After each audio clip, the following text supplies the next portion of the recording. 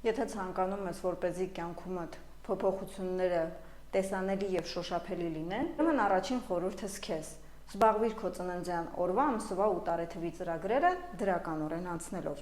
Եթե դու հանձն կառնես անցնելու 5 հիմնական ծրագրերը,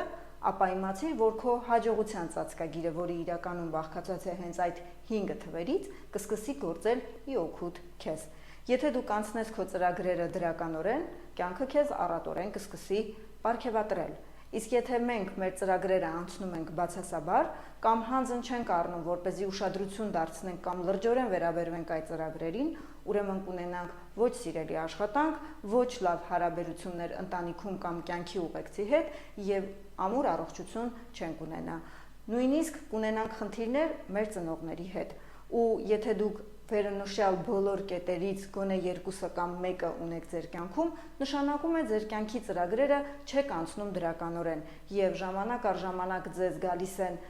որոշակի ցուցումներ, որ պետք է կանգ առնել եւ կյանքը սկսել շարունակել մեկ այլ ուղղությամբ։ Եթե ցանկանում եք թվային հոգեբանության միջոցով շտկեք ձեր կյանքի ծրագրերը եւ անցնել դրականորեն, գրեք անձնական նամակ կամ էլ զանգահարեք նշված հեռախոսահամարին եւ կիսվեք այս տեսանյութով ձեր ընկերների հետ։